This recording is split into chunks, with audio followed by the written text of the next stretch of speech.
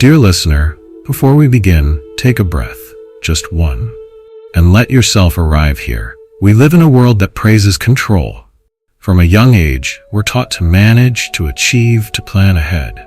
We structure our lives with routines, checklists, schedules, backup plans, believing that if we do everything right, nothing will go wrong. Control becomes our shield. It makes us feel competent, safe, responsible. But beneath that surface, something begins to ache. Even when things seem to be going well, there's often a quiet tension in the background. A sense of always bracing for what might break, of trying to hold together pieces that feel like they were never really ours to hold. The tighter we grip, the more exhausted we become. The more we try to make life behave, the more we suffer when it refuses to cooperate. This exhaustion isn't just physical. It's emotional, spiritual. It shows up as restlessness, tightness in the chest, the inability to sleep even when we're tired. It's the feeling of lying in bed, staring at the ceiling, replaying conversations, rehearsing futures, analyzing mistakes, worrying about things we can't name. All because something in us believes, if I stop trying, it will all fall apart. But what if that belief isn't true? What if letting go is not failure but wisdom? What if surrendering is not weakness but freedom? The Buddha understood the pain of clinging. He saw how much suffering arises not from what happens, but from our resistance to what happens. We cling to how we think life should be. We cling to our plans, our expectations, our roles, our sense of who we are. And when reality doesn't match the story we've constructed, we fight it. Internally, silently, relentlessly. Control is often just fear in disguise, a fear of the unknown, a fear of being vulnerable, a fear of not being enough unless everything is held together perfectly. But life is not something we can manage like a spreadsheet. It moves in waves, it breathes, it breaks patterns, it surprises us. And when we try to force it into a box, it breaks us too. So what does it mean to surrender? In Buddhism, surrender is not giving up on life. It's giving up on the illusion that we can control life.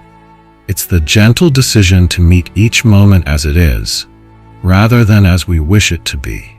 It's the deep trust that we don't need to manipulate every outcome in order to be okay. That peace is not the result of fixing everything, but of softening into what already is. This is not a passive way of living. It's an intimate one, a courageous one. It asks us to be present with reality, without defense. It asks us to release the clenched fists of striving and open the palms of awareness. And from that openness, we begin to see clearly, to breathe more freely, to live more honestly. Perhaps that's what you're longing for, not more control, but more space, not more certainty, but more presence. A life where you don't have to hold it all together, a life where it's safe to rest, to not know, to be human. Tonight, or whatever moment you find yourself in, let this be your permission to loosen the grip. You don't need to solve everything right now. You don't need to anticipate every turn. What if you let this be a moment of surrender, of not trying so hard? Let the breath come and go without effort. Let your shoulders drop. Let the stories in your mind soften. You are not here to fix the world tonight. You are here to remember that you are already enough, without the armor of control. There is a freedom deeper than certainty. A peace that doesn't require perfection, a strength that arises not from holding on, but from letting go. This is the path the Buddha walked, not of domination but of release, not of control but of clarity, not of fear but of trust. Let's begin that path now, together, gently, one breath at a time. 1. The illusion of control. We spend so much of our lives trying to keep things in place. We make lists, we double-check, we replay conversations in our minds, thinking about what we should have said, what we'll say next time. We plan for every possibility, measuring, anticipating, controlling, hoping that if we just do it all well enough, we can keep things from falling apart. And underneath it all, there's a quiet belief that if we control enough, we'll finally feel safe. If we can control how others see us, we'll be loved. If we can control the outcome, we won't be disappointed. If we can control the timing, the words, the variables, then maybe, just maybe, we won't get hurt. But of course, life doesn't work that way. The job we counted on ends, the relationship changes, the health diagnosis comes out of nowhere. A loved one leaves. The plan we made so carefully dissolves in a moment. And suddenly we're left not only with the pain of what's happening, but with the shame of having tried so hard to stop it. We blame ourselves. I should have seen it coming. I should have done more. I should have been better. But the truth is, control was never the answer. It was never solid. It was never real. It was just a story we told ourselves to feel less vulnerable in an unpredictable world. The Buddha saw this illusion clearly. He taught that all things conditioned are impermanent, that clinging, even to good things, even to what feels certain, will always lead to suffering, because everything that arises passes away. Every situation, every person, every moment is in motion. Nothing stays. And when we try to hold what was never meant to be held, we suffer. Control, at its core, is a strategy of fear. It says, if I can stay ahead of pain, I won't have to feel it. But that fear becomes its own prison. We walk through life tightly wound, hyper-aware, disconnected from the richness of the present moment. Our attention is not here. It's caught in future scenarios, in rehearsed defenses, in an endless loop of worry. What's heartbreaking is that this strategy often begins from a place of wisdom. We learn early that life can hurt, so we adapt. We try to manage everything as a way to avoid being blindsided again. But over time, the very strategy that once helped us cope becomes the very thing that keeps us trapped. Control is heavy. It wears down the body, it clutters the mind, it numbs the heart. Even joy becomes difficult because we're always waiting for the other shoe to drop. We can't relax. We can't trust. We live with a background hum of anxiety even when things are fine. So what's the alternative? The Buddhist path invites us into a radical shift, not from pain to pleasure or from chaos to order, but from clinging to awareness. From grasping to opening, from control to surrender. It's not about being passive or careless, it's about being intimate with reality. It's about letting go of the illusion that we can manage life into perfection and instead turning toward life as it is, with presence, with softness, with trust. Surrender, in this light, is not giving up, it's giving in to the flow of life that's always been here, that never needed our control to begin with. It's the willingness to feel what arises, to release the need to fix every discomfort, and to meet each moment with compassionate attention. There's a Zen story of a monk who was terrified of storms. Every time thunder shook the sky, he would panic, convinced something terrible was coming. One day, his master sat with him as the rain poured down. The storm doesn't ask for your permission, the master said. It moves whether you resist or not, so why not just listen? The monk was confused. You mean I should stop trying to be safe? The master smiled gently. No. I mean, you might find safety in the listening. And that's the heart of it. Real safety isn't in control. It's in clarity. It's in presence. It's in knowing that even if things fall apart, you will still be here, breathing, aware, whole. So perhaps tonight or today or wherever you are, this is your invitation. Not to control what happens next, but to rest in the truth of this moment. To release the story that you have to hold it all together. And to remember that freedom doesn't come from managing everything. It comes from meeting what is with open hands and a steady heart. Let go of the myth, let go of the strain, let go of the pressure to do it perfectly. There's a deeper intelligence at work here, far more mysterious and wise than your plans. You don't need to force life to follow your script. You just need to show up. Awake, kind, unclenched. That's the beginning of real freedom. 2. Trying harder? Feeling worse.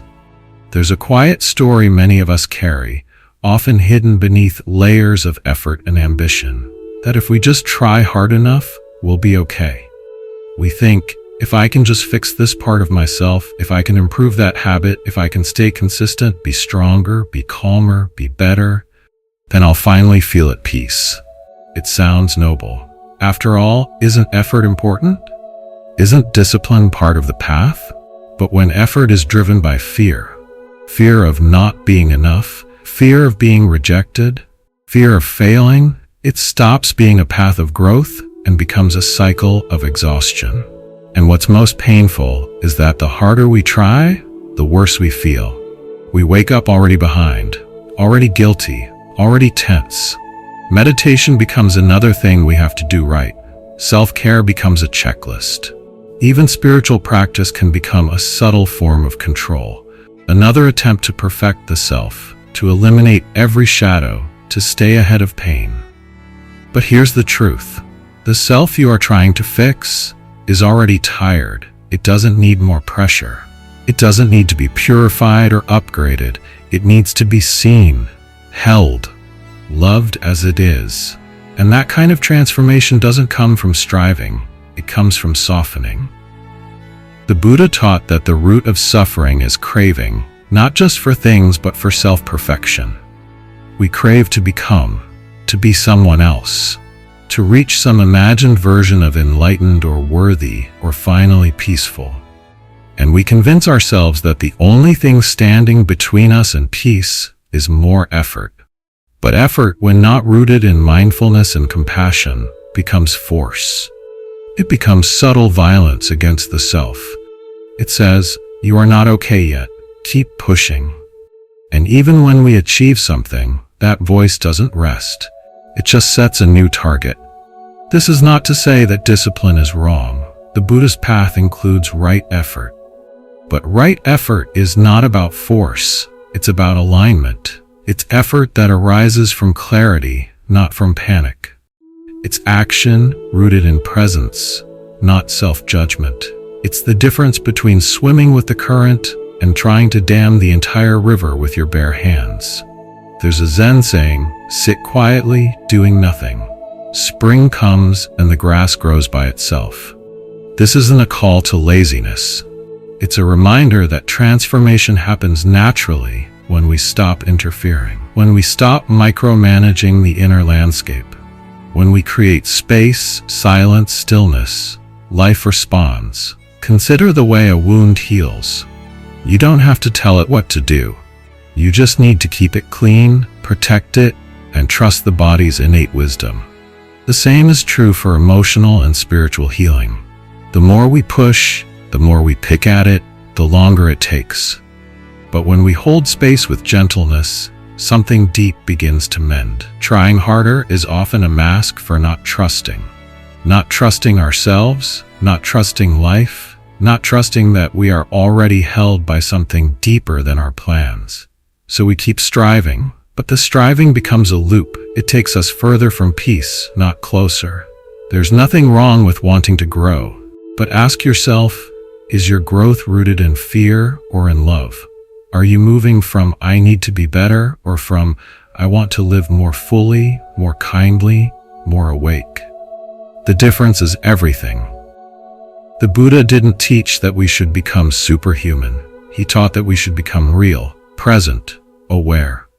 He spoke of the middle path, not overindulgence, but also not over-effort. A path where wisdom and compassion walk hand in hand. A path where we stop trying to fix ourselves like broken machines and instead awaken to our wholeness. So tonight, or whenever you listen to this, maybe you can rest. Maybe you can stop pushing. Maybe, for a moment, you can let go of the voice that says, "Not enough." Let your breath be enough. Let your presence be enough. Let this be enough. You're not behind. You're not broken. You're not late. You're here. And that's all that's ever been asked of you. 3. The river doesn't ask permission. There is something deeply humbling about watching a river. It doesn't ask for permission to flow. It doesn't wait until the weather is perfect or the rocks are moved out of the way. It simply moves, over, around, and through, unapologetically alive, unconcerned with resistance. In many ways, the river is a perfect metaphor for life. It moves constantly, sometimes gently, sometimes violently. Sometimes we can float with it, and other times we feel like we're drowning in its current. But no matter how we feel about it, the river keeps flowing. We, on the other hand, tend to resist. When something begins to change, when the job shifts, when the relationship evolves, when the plans fall through, we don't flow, we tighten, we brace. We try to swim upstream, thinking that if we fight hard enough, we can force life to return to how it was. But rivers don't go backward, and neither does life. The Buddha often spoke about impermanence, not as a poetic idea, but as a central truth of existence. Everything conditioned is in flux. The more we try to grasp, the more we suffer. And the more we resist the flow of reality, the more exhausted we become. Sometimes we don't realize how much energy we're spending just trying to hold things still. We cling to routines, to expectations, to identities that no longer fit, not because they bring us joy, but because they bring us familiarity. We would rather feel control than feel vulnerable. But control is brittle, and when it breaks, we often feel lost. The river invites us into a different kind of wisdom, one that doesn't fight the current, but learns to listen to it. One that doesn't need to dominate the moment, but trusts the natural unfolding of things. One that knows how to stay grounded, even as everything moves. There's a calm that comes when we stop trying to make life be something it isn't. When we allow space for change. When we stop demanding that things stay the same. This isn't about apathy. It's about awareness. It's about being in intimate relationship with reality as it is, not as we wish it to be. In Zen, they say, "Let water flow where it will. Stand still and let the muddy water clear." This is the practice, not to make the river pure, not to control the waves, but to become still enough to see clearly. And in that stillness, something opens. You begin to notice that life has its own rhythm, that not everything needs your interference, that your job is not to manage every detail, but to meet the moment with presence, to feel the river, not as an enemy, but as a teacher. Even the hard moments, the painful ones, are part of the flow, not punishments, not failures. Just movement, just energy shifting form. If we resist them, they become walls. If we open to them, they become thresholds. Ask yourself gently, where in your life are you swimming upstream? Where are you trying to hold something in place that wants to move? What might happen if you stopped fighting and started listening? It doesn't mean letting life drag you. It means learning how to float, how to breathe even when you don't know what's next, how to open your palms instead of clenching your fists. The river doesn't ask for your permission, it simply moves. And when you learn to move with it, when you surrender to the deeper intelligence behind change, you don't lose yourself. You find something more true, more peaceful, more free. Maybe tonight, or whenever you're listening, you can soften your grip. Let the current carry you just for a little while. Trust that you are not being swept away. You are being carried somewhere wise, somewhere spacious, somewhere real. Let go. Breathe. Let the river flow through you. 4. The mind that clings. Sometimes it's not the world that holds us tight, it's our own minds. Not the pain itself, but our unwillingness to let go of it. Not the person who left, but our grasp on what could have been. Not the moment that passed, but our refusal to let it be gone. Clinging is subtle. It often hides behind good intentions. We hold on to memories because they were beautiful. We hold on to people because they made us feel seen. We hold on to identities because they tell us who we are. And we hold on to expectations of ourselves, of others, of life, because they make the future feel predictable. But clinging, even to beautiful things, creates suffering. Not because those things were wrong, but because life moves, and we don't want to. Because the moment changes, and we demand it to stay.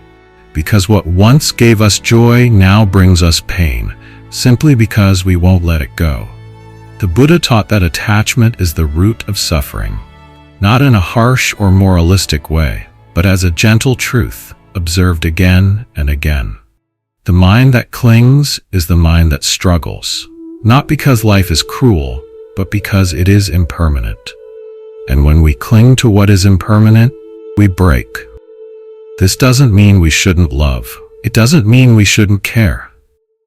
It means that true love, true presence, true peace cannot exist where there is grasping. To cling is to demand that life obey us. But life doesn't obey. It moves, it breathes, it transforms. And if we resist that movement, we suffer. Think of the way a fist feels when it's clenched for too long. The tension, the fatigue, the loss of circulation. That's what the heart feels when it clings. It's not natural, it's not easeful, it's not alive. We cling to thoughts, believing them to be truth. We cling to emotions, believing them to be identity. We cling to versions of ourselves that no longer fit, to stories that no longer serve, to ideals we were never meant to live up to. And the result is constant pressure. We don't even realize how much we're carrying. The mind becomes crowded. The breath becomes shallow. Even in silence, there's noise. But mindfulness teaches us another way. It invites us to notice when we're grasping, not to shame ourselves, but to soften. To observe the moment when the mind says, "I need this to stay," and gently breathe through it. To feel the urge to cling and choose presence instead. There's a story of a monk who picked up a hot coal, thinking it was incense. He screamed and dropped it immediately. The pain was instant, but the release was natural.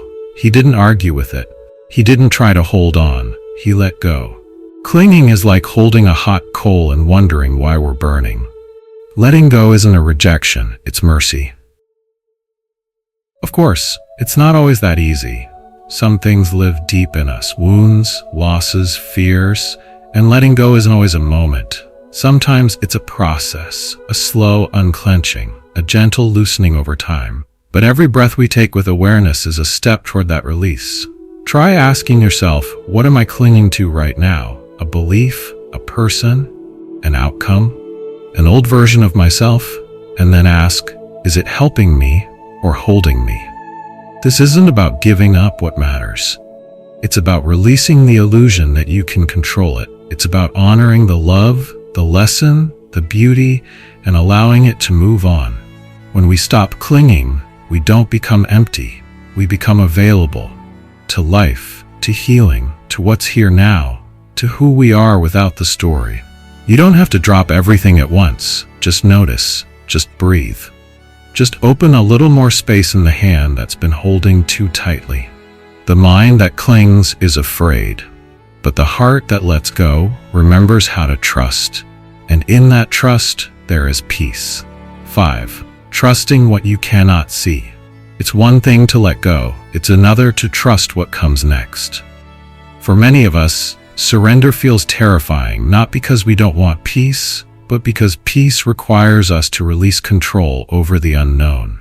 We want a guarantee, a roadmap, a sign that everything will work out.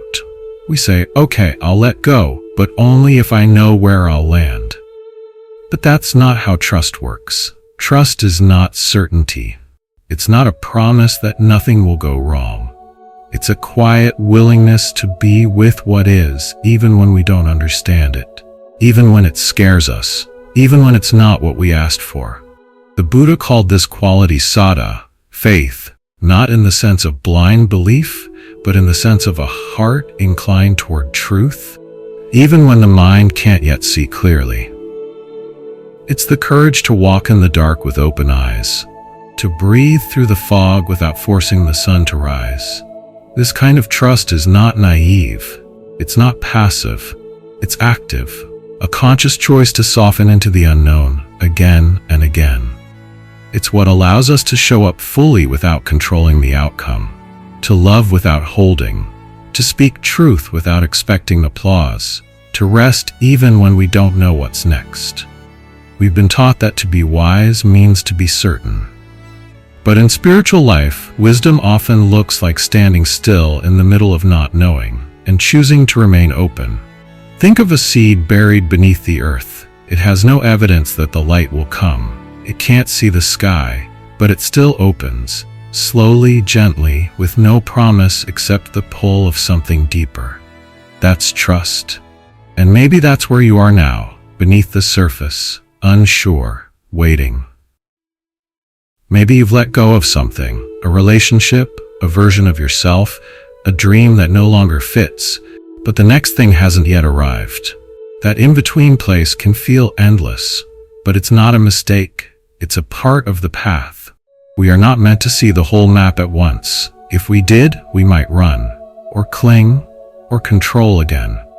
Sometimes the not knowing is the very thing that allows the heart to expand. In Zen, they speak of the don't know mind, a mind that is clear, alert, and humble. A mind that doesn't assume. A mind that makes room for what's real instead of what it wants to be real. This is the mind of trust. It doesn't mean we stop using discernment. It doesn't mean we surrender to harmful situations or ignore red flags. It means that once we've listened deeply, once we've acted from clarity, we let the rest go.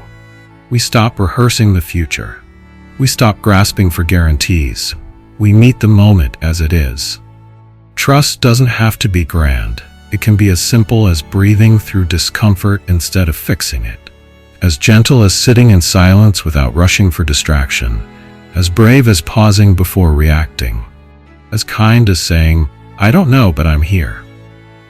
Try this now. Close your eyes if you wish. Take a breath. Not to control it, but to feel it. Let it rise and fall on its own. This is what it means to trust. To let life breathe through you without needing to manage every inhale, every exhale. There's an ancient teaching that says you don't need to see the whole staircase. Just take the next step. Sometimes the next step is simply resting. Sometimes it's listening. Sometimes it's letting go again. Whatever it is for you, let it come gently. Don't force the knowing. Trust that it will unfold in its time.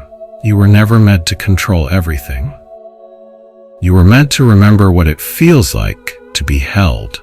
Not by certainty, but by presence. Not by answers, but by awareness. Not by grasping, but by trust. 6. Letting go does not mean giving up. One of the great misunderstandings on the spiritual path is this, that letting go means giving up. That to release something is to abandon it. That surrender is weakness. That acceptance is passivity. But this couldn't be further from the truth. Letting go is not the same as quitting. It's not apathy. It's not defeat. It's not saying I don't care. In fact, it often arises from deep care, from a willingness to meet life fully without the need to force, fix, or control. Letting go is not a failure of effort. It is the fruit of wisdom. Giving up says, this will never change, so why try? Letting go says, I don't need to control the outcome in order to be at peace. One comes from despair, the other from clarity. It's important to make this distinction because so many of us hold guilt around surrender. We fear that if we stop fighting, we're betraying ourselves. That if we loosen our grip, we're being irresponsible. That if we stop controlling, everything will fall apart. But the truth is, things fall apart anyway, not because we failed, but because life is movement. Change is built into everything. The work of awakening is not to prevent things from changing, but to relate to change with wisdom, with softness, with open eyes. Letting go is the courage to stop pushing a door that's already closed. It's the compassion to stop forcing what's hurting us. It's the intelligence to recognize when something no longer aligns, not because we're lazy, but because we're listening. Listening to the body, to the breath, to the truth beneath the noise. In Buddhism, this is known as non-attachment, not as detachment from life, but as intimacy without clinging. It means showing up with your whole heart, but not holding the world hostage to your expectations. It means being willing to love, to act, to speak, without needing the outcome to go your way. This is not easy. It requires practice. It requires discernment. It requires us to look deeply. Am I letting go because I'm afraid or because I'm ready? Am I walking away from love or walking toward a deeper version of it? Am I quitting from hopelessness or softening into alignment? There's a story of a teacher who carried a heavy bucket of water each day from the well to her small meditation hut. One day, halfway up the hill, she simply stopped. She looked at the bucket, looked at the sky, and realized she didn't need to carry it anymore. She had kept doing it out of habit, out of obligation, out of the belief that carrying the weight meant she was being good. So she let it down, and she didn't feel weak. She felt light. Free. She laughed. Sometimes the bravest thing we can do is to stop carrying what no longer needs to be carried. Letting go doesn't mean we stop loving. It means we love more freely. Letting go doesn't mean we stop caring. It means we care without attachment. Letting go doesn't mean we stop trying. It means we stop trying to force what isn't ours to shape. When you let go, you create space for peace, for clarity, for a different kind of strength. The kind that isn't built on control, but on presence. The kind that trusts life enough to loosen its grip. So ask yourself gently, what am I still holding? Not because it serves me, but because I'm afraid to set it down. What have I mistaken for responsibility, when really it's just fear in disguise? Letting go doesn't happen all at once. It happens breath by breath, moment by moment. We don't need to tear anything away. We just stop feeding it. We stop resisting its departure. We let things come. We let things go. Not because we've given up, but because we're waking up. 7. When plans fall apart. We all have a vision of how life is supposed to unfold. We plan. We prepare. We map out the future in bullet points and calendars. We tell ourselves, if I do A, B will follow. If I'm careful, I'll be protected. If I'm kind, life will be kind in return. And then something unravels. The job disappears. The diagnosis comes. The person we counted on walks away. The door we were sure would open stays closed. And suddenly, all our effort feels wasted. All our faith feels betrayed. It's in those moments, when plans fall apart, that our deepest beliefs come into view. We don't just face disappointment, we face the collapse of our internal logic. The feeling of, but I did everything right, why didn't it work? That's where suffering deepens. Not in the event itself, but in the shattering of expectation. The heartbreak of realizing that life doesn't follow our scripts. That control doesn't guarantee protection.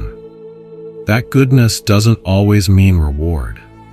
The Buddha knew this truth intimately. After years of self-denial and extreme effort, he realized that liberation couldn't be forced. That awakening didn't come through trying harder, but through seeing clearly. He let go of the path he thought would work and discovered something deeper. This is what the middle way teaches us. Not to cling to ideals and not to fall into despair, but to walk with presence. To keep walking even when the road shifts. To stop demanding that the journey match the map, because the map is not the territory. The plan is not the path. When things fall apart, it's not because we failed, it's because we're alive. Life is dynamic, unfolding, interdependent. What appears stable today may dissolve tomorrow, not as punishment but as part of a larger rhythm. But still, it hurts. We mourn what we thought would be. We grieve not just the loss, but the meaning we gave to what was lost. And that grief is holy. It deserves space. It deserves breath. Letting go of plans is not the same as giving up on hope. It's about learning how to hope without clinging, how to dream without demand, how to respond to life instead of trying to control it. There's a quiet strength in those who can meet uncertainty without panic, who can say, "This is not what I expected, but I'm still here." Who can soften into disappointment without collapsing. Sometimes the plan falling apart is not the problem. Sometimes it's the opening. The space we never would have created on our own. The redirection we didn't know we needed.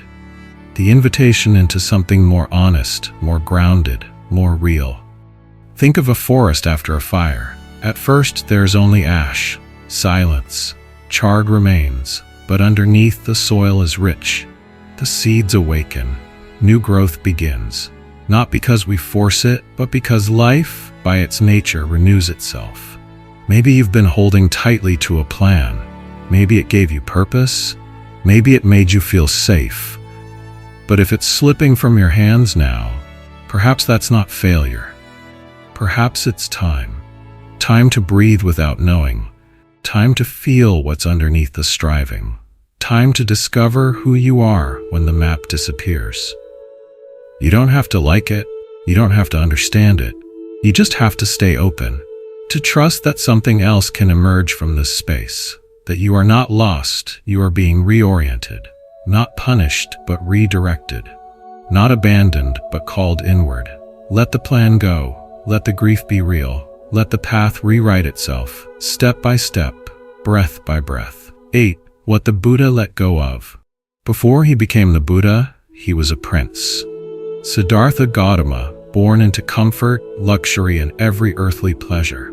His life was meticulously curated to keep suffering out of sight. His father, determined to shield him from the harshness of the world, built a palace of perfection. A world where sickness, aging, and death had no place. He was promised security, purpose, and control. Everything a human could want. And yet, something felt missing. Not in his surroundings, but in his heart. A quiet restlessness.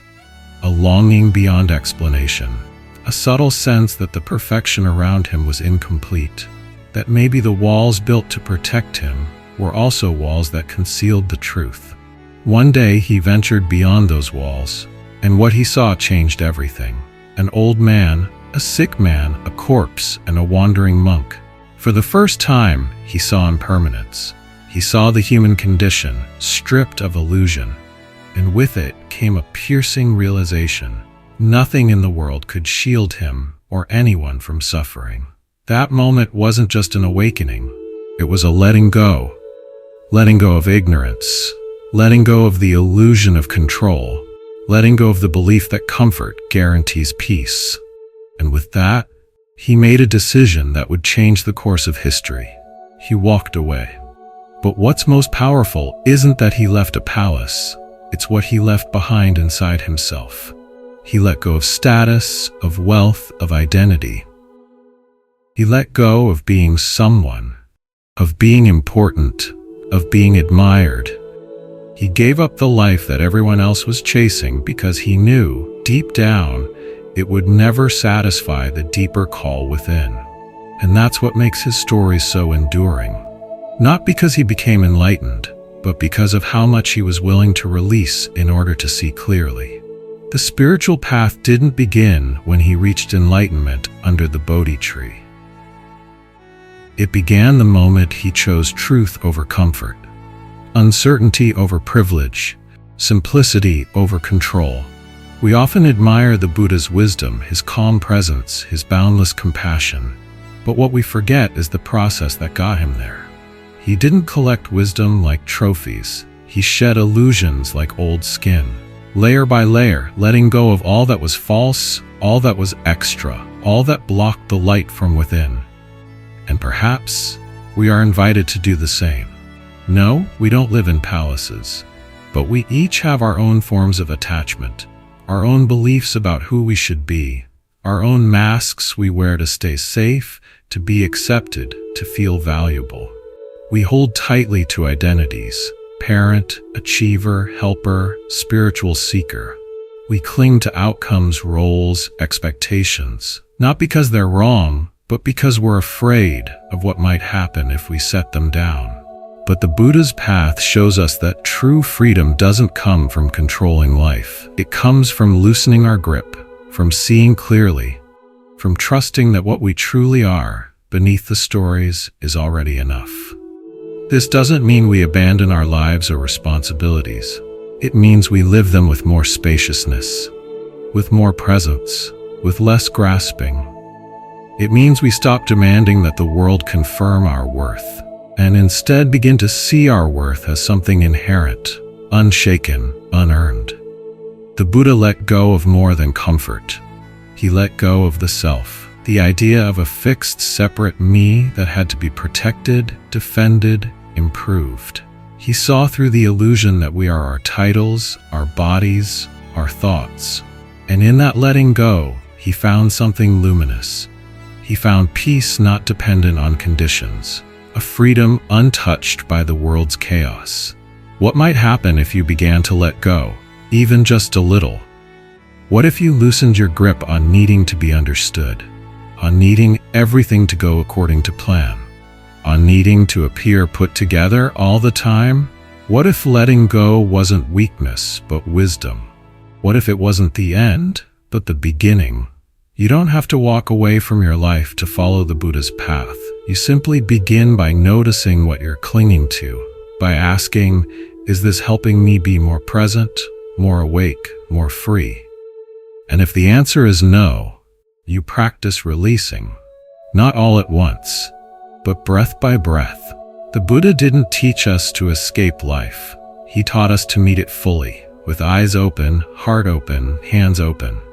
He didn't give us new beliefs to hold on to. He gave us practices to let go, to return again and again to this moment, just as it is, not needing to change it, not needing to be anyone special, just here, aware, alive. Letting go is not an empty act, it is a sacred return, a homecoming to who you've always been beneath the striving, beneath the fear. You are not your role, you are not your mistakes, you are not your plans. You are presence. You are awareness. You are the space in which everything arises and to which everything returns. So breathe. Let it be enough. Let go, not because you're giving up, but because you're waking up. 9. Surrender as power. To the modern mind, the word surrender can sound like failure. It brings up images of defeat, collapse, or giving in to something we couldn't handle. We're told from a young age to stand strong, push forward, never back down. And so the very idea of surrender feels wrong, weak, passive. But what if that understanding is incomplete? What if surrender isn't weakness at all, but strength of a different kind? A strength not built on force, but on clarity. A strength not driven by control, but rooted in trust. The Buddha didn't teach us to fight reality. He didn't ask us to overpower suffering with sheer will. He pointed to a different path, one of awareness, acceptance, and deep letting go. Not the surrender of collapse, but the surrender of wisdom. Surrender, in the Dharma sense, is not about giving up. It's about giving in. Giving in to the truth of the present moment, to the flow of impermanence, to the understanding that life was never meant to obey us, but to move through us. Think of water. It doesn't resist gravity, it flows with it. It doesn't harden when meeting a rock, it curves around it. And over time, it shapes entire landscapes, quietly, patiently, powerfully. That's the power of surrender. It doesn't look like domination. It looks like stillness, spaciousness, freedom from reactivity. Surrender means we stop fighting with life, and in doing so, we discover a kind of strength that can't be shaken. It takes courage to surrender. It takes inner maturity. Because surrender asks us to let go of our plans, our pride, our certainty. It asks us to lay down the armor we've used to protect ourselves for years, and to meet life just as it is, undefended. And yet, something beautiful happens when we do. We stop wasting energy on what we can't control. We stop tightening our grip every time uncertainty appears. We begin to breathe more deeply, listen more clearly, move more intentionally. In that space, we're no longer reacting from fear. We're responding from presence. That shift from force to flow, from control to awareness, is what turns surrender into power. There's a story in the Zen tradition about a warrior who came to a master and asked, "How do I win every battle?" The master replied, "By not entering battles that don't need to be fought." The warrior was confused. "But what about the ones I must face?" The master said, "Then meet them without anger, without pride, without needing to win. Meet them with stillness, and you will never be conquered." That is the essence of spiritual strength, not the ability to dominate, but the ability to stand steady within, to remain whole even when everything around us is uncertain, to choose peace over proving, stillness over struggle, wisdom over reaction. This doesn't mean we never act. Surrender isn't passivity. It doesn't mean we let injustice slide or ignore what needs to be addressed, but it means we act from clarity, not panic, from compassion, not ego. We don't push the river. We learn to swim with it. Sometimes surrender looks like saying no. Sometimes it looks like walking away. Sometimes it's letting someone else have the last word. Sometimes it's taking a breath before responding. And sometimes it's simply being still in the face of the unknown. There's a quiet power in not needing to be right, in not needing to fix everything, in knowing that you can stay rooted, even when life pulls at your branches. So ask yourself gently, where am I still trying to fight what is? Where am I pushing, resisting, clenching, hoping that if I just try harder, things will bend to my will? And what would happen if I let go? Not collapse, not apathy, just a soft release of control, a willingness to be with what's true. It's okay to rest, it's okay to not know, it's okay to stop striving for a moment and simply feel, to say I don't have all the answers, but I trust this breath, this stillness, this now. When you surrender in this way, you're not losing power, you're reclaiming it. Because true power doesn't come from grasping, it comes from presence, from knowing that you can be with what is, without needing it to be something else. You are allowed to stop fighting. You are allowed to soften. You are allowed to trust that life moves through you, not against you. And in that trust, you'll find a freedom deeper than control, a strength gentler than force, and a peace that doesn't need to win anything, because it already is. 10. The stillness beneath the storm. Life doesn't always wait for us to feel ready. Sometimes it arrives with waves we didn't expect. Sudden change, loss, heartbreak, fear. We can feel like we're standing in the middle of a storm, surrounded by noise, pushed and pulled in every direction. The instinct, almost always, is to react, to do something, to fight, to fix, to brace against what's happening in hope that by sheer force of will, we can make it stop. But storms don't respond to force. They pass in their own time. And the more we fight them, the more we lose ourselves in the wind. The Buddha didn't promise that we could stop the storms of life. He never said that pain could be avoided. What he taught, so gently, so clearly, is that there is a different way to meet the storm. Not by resisting it, but by finding the stillness underneath it. A calm not outside the storm, but right in the middle of it. That stillness isn't a special state only available to monks or mystics. It's already within you.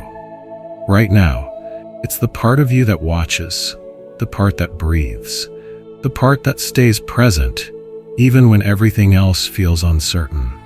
We often believe that peace means having a calm life, but the Dharma invites a deeper peace, one that's not dependent on circumstances, a peace that doesn't vanish when things fall apart, a peace that doesn't require the world to be quiet because it knows how to be quiet within. Imagine the ocean during a storm. At the surface, the waves are crashing, chaotic, But if you dive deep enough beneath the turbulence, there is silence. The deeper you go, the stiller it becomes. That's what mindfulness gives us, a way to dive beneath the noise of the mind, the whirlwind of emotions, and touch the calm that's always been there. That calm doesn't mean you don't feel. It means you're not overwhelmed by what you feel. It means you don't lose yourself in the storm. You observe, you allow, you breathe. Stillness isn't about being untouched by life. It's about meeting life without becoming reactive. It's the space between stimulus and response, the breath before the word, the softening before the impulse to fight or flee. It's not passive. It's alive, intelligent, rooted in awareness. There's a Zen teaching that says, when the wind blows, the bamboo bends. It doesn't break. It doesn't resist. It moves with the wind, and because of that, it stays whole. We can be like that too, not rigid, not defensive, but flexible and grounded, able to feel deeply and stay steady. But stillness requires practice. We don't stumble into it by accident. We create it gently by turning inward, by sitting with ourselves, by noticing our breath, by staying with the body when the mind wants to run. And over time, we begin to discover that the storm outside doesn't have to become a storm inside. Try this. The next time you feel overwhelmed, instead of reaching for something to fix it, pause. Take a breath. Notice what's happening inside, not to judge, not to change it, just to feel, to observe. You'll begin to see that the moment is more spacious than you thought, that you have room to breathe, that you don't have to act on every thought or emotion that arises. Stillness is not the absence of movement. It's the presence of awareness within movement. It's the ability to stay connected to yourself, even as the world spins. It's knowing that you are not the chaos, you are the one who sees it. And that awareness is where your freedom lives. There's a story of a monk who once asked his teacher, "How do I stay calm when everything is falling apart?" The teacher didn't speak. He walked to a pond, picked up a stick, and stirred the water. The surface rippled and turned cloudy. Then he sat down and waited. Slowly, the ripples faded. The mud settled, the water cleared, the reflection returned. "That," he said, "is your mind. When disturbed, it becomes cloudy. But if you wait, if you stay still, it clears on its own." We don't have to force the mind to be quiet. We don't have to make the storm go away. We just have to stop stirring it, to stop reacting, to allow the breath to flow, the thoughts to pass, the emotions to rise and fall like waves on the surface. And as we do, something deeper comes into view, a spaciousness we forgot was there. You are not your fear. You are not your anger. You are not your pain. You are the space that holds them all. You are the depth beneath the surface, the stillness beneath the storm. No matter what life brings, this stillness is always available. It doesn't need special conditions. It doesn't need silence in the room. It simply needs your presence, your breath, your willingness to come home to yourself. So when the winds rise, pause. When the rain falls, breathe. When the mind spins, remember, you can dive below the surface. You can return to the quiet place that has always known how to hold the storm. Not with fear, not with force, but with stillness and love. 11. Non-attachment in action. When we hear the word non-attachment, we often think of something distant, as if it means living without emotions, detaching from people, or giving up everything that brings us joy. But in Buddhism, non-attachment doesn't mean indifference. It doesn't mean apathy. It doesn't mean rejecting the world. It means learning how to hold life gently without gripping. It means learning how to love without trying to possess, how to act without being ruled by the outcome, how to show up fully without clinging to how things should be. Non-attachment is a way of moving through life with freedom, not from experience, but within experience. It is the art of engaging completely while knowing we cannot control what unfolds. It is dancing with life instead of trying to trap it in place. To be non-attached is not to feel less, but to suffer less because we are not chained to what we feel. It is the ability to meet joy and pain alike, with openness, with clarity, and with grace. The Buddha taught that clinging is the source of suffering. But clinging doesn't only mean attachment to material things. We cling to identity, to our ideas of success, to our roles in relationships, to how we expect others to behave, to who we think we're supposed to be. And often we cling so tightly, we don't realize how much energy it takes to keep holding on. Non-attachment doesn't mean we stop caring. It means we stop demanding. We stop insisting that people, outcomes, and even our own emotions meet our conditions in order for us to be okay. It means we care deeply, but also know how to let go. It means we listen fully, but don't carry what isn't ours. We act, yet release the need to control how the world responds. In action, non-attachment looks like making a decision from clarity, not fear. Speaking honestly, without needing approval. Doing our best, then allowing what comes to come. It's working hard on a project, knowing that we may not be praised for it.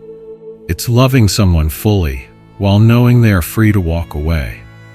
It's showing up with generosity, not to be seen as good, but because it feels true to the heart. Non-attachment is especially powerful when applied to our inner world. Often we believe that every thought and emotion defines us. We think, I'm anxious, therefore I'm weak. I failed, therefore I am not enough. But thoughts are not truths. Emotions are not permanent. They arise, stay for a while, and pass like clouds moving across a vast sky. When we're non-attached, we still feel, but we don't identify. We notice anger without becoming it. We see fear without collapsing into it. We feel sadness, but we don't drown. There is space between the feeling and the one who observes it. And in that space, we rediscover our strength. There's a story of a monk who was asked, "How do you stay peaceful in the middle of chaos?" He smiled and said, "I no longer confuse the passing weather for the sky." That is the gift of non-attachment, not coldness but perspective. The wisdom to know that what comes will also go. This also applies to joy. Often we cling to what feels good because we fear it won't last, and it won't. That's the nature of joy. It's alive, fleeting, vibrant, and temporary. But if we grasp at it, we crush it. If we try to hold it forever, we miss it. The only way to truly enjoy something is to meet it fully and let it go when it's time. That's the paradox of peace. It grows not from holding tightly, but from loving freely. In practice, non-attachment might mean choosing rest over perfection, accepting someone's no without resentment, letting yourself grieve without making the pain your identity. It means seeing clearly where effort is needed and where surrender is wiser. It means living from the center of your being, not from the opinions swirling around you. This is not always easy, especially in relationships where the desire to hold on can be so strong. We want to be needed, to be chosen, to feel secure. But real love cannot grow in the soil of control. It needs space, trust, room to breathe. Non-attachment says, I love you and I release you. It says, you are not mine, you are your own, and I can still love you deeply. And it's not just about others. It's also about how we relate to our past selves. Can we let go of who we used to be, of choices we regret, of the idea that we should be further along by now? Can we meet this moment as it is instead of filtering it through all the things we wish had been different? Non-attachment doesn't mean we don't care. It means we care with wisdom, with tenderness, not tension, with presence, not possession. We learn to act, to speak, to feel with full heart, and then we let go. We return to the breath, we return to the body, we return to now. So ask yourself gently, what are you holding so tightly that it's beginning to hurt? What expectations are you gripping What identities are you defending? What version of the future are you trying to control? And what would happen if you loosened the grip just a little? Maybe nothing would fall apart. Maybe things would begin to fall into place. Maybe peace is not far away, but hidden beneath all the things we thought we needed to hold. Let go. Let life be what it is. Let your presence be enough. 12. The freedom you were born with. There is a kind of freedom we often long for but rarely recognize. We imagine it as something distant, something we have to earn, a destination we'll reach once everything is in order. Once the work is done, the wounds are healed, the past is understood, the future is clear. But the truth is, freedom isn't something we find later. It's something that was always here, beneath the noise, beneath the striving, beneath the story of who we think we have to be. It's not given to us by the world. It's not the result of success or stability or other people's approval. It's our nature, our home, the space we were born from, and the space we return to when we finally stop clinging.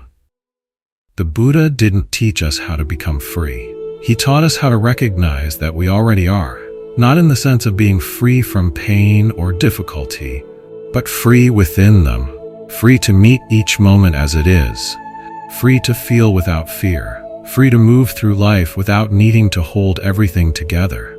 This kind of freedom is quiet. It doesn't shout, it doesn't demand. It simply waits, patiently, beneath the layers of thought, identity, and control we've built up over time. It's like sunlight behind the clouds, always there, even when hidden. What keeps us from experiencing this freedom? Often, it's the belief that we are what we carry, that we are our roles, our habits, our memories, our pain. We become so entangled in the story of me that we forget the spacious awareness underneath, the part of us that watches thoughts come and go, that witnesses joy and sorrow without being owned by either. The Buddha called this inner freedom liberation from clinging.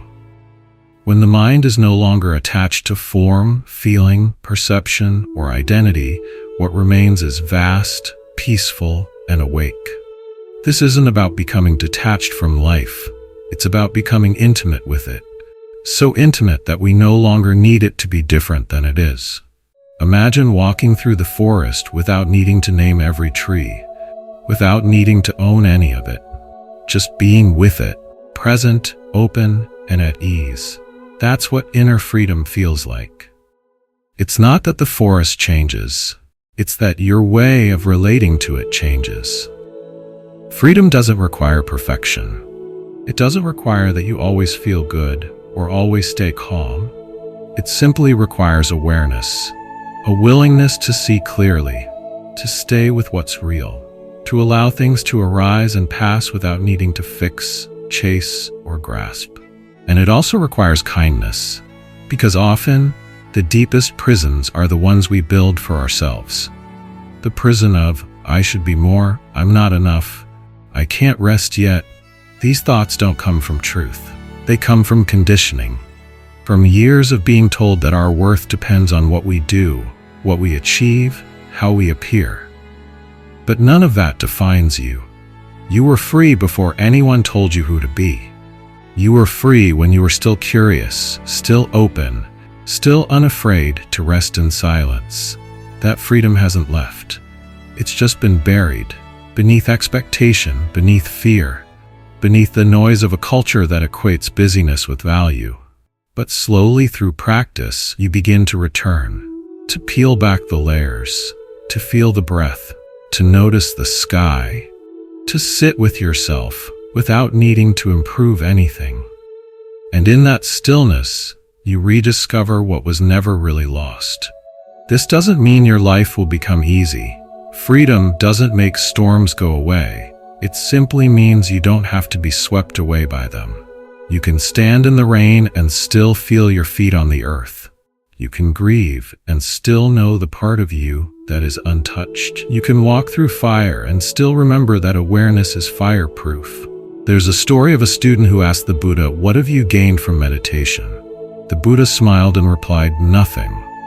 But let me tell you what I've lost: anger, anxiety, fear, insecurity, and the need to control." That's the paradox of freedom. It often feels like losing, but what we lose are the walls, the armor, the illusions, and what remains is something much lighter. In your own life, freedom might look like saying no without guilt, resting without needing to earn it, allowing someone to be themselves even if it challenges you, forgiving yourself for the years you spent asleep, choosing presence over performance, choosing love over fear. It might be subtle, it might be slow, but with every breath you take in awareness, you return. With every act of compassion, you untie one more knot. With every moment you let go of the need to control, you expand. You were not born to be small. You were not born to live behind glass, watching life go by while trying to be enough. You were born to touch life directly, to walk with wonder, to feel the full spectrum of being human, and still be free. So pause, breathe, look around. This moment doesn't need to be fixed. You don't need to be fixed. The door is already open. You are already home. Dear listener, you've walked through many layers of this journey. Stories of control, surrender, letting go, and the deep stillness beneath it all. And perhaps, somewhere along the way, something in you softened. A grip loosened, a thought paused, a breath deepened. Maybe not everything is clear, but something feels lighter. That is enough. This path, the path of non-attachment, of presence, of inner freedom, is not about becoming someone new. It's about remembering who you already are beneath the noise. It's about recognizing that the peace you seek has always been here, quietly waiting for you to return. There will still be storms, there will still be grief, confusion, longing. That's part of being human. But the gift of practice is that you don't have to lose yourself in any of it. You can stay grounded, aware, kind, even in the midst of change. Let this final moment be a space of rest. Let your breath move gently, just as it is. No need to fix anything. No need to strive. You've done enough. You are enough. May you carry these teachings not as ideas, but as companions. Not as something to memorize, but something to live. Let them meet you in the ordinary rhythms of your day, in your pauses, in your choices, in the quiet ways you come back to yourself. And when the urge to control returns, as it will, may you remember that you are not here to hold the whole world together. You are here to be present, to live awake, to let go when it's time, and to trust what unfolds. If this message touched something in you, consider subscribing to Mindful Dharma. This space is here for you, each day, each breath, a place to return to when you forget who you are. Thank you for being here. Thank you for listening. May you walk forward with ease, not holding so tightly, not rushing toward answers, just breathing, just being, just free.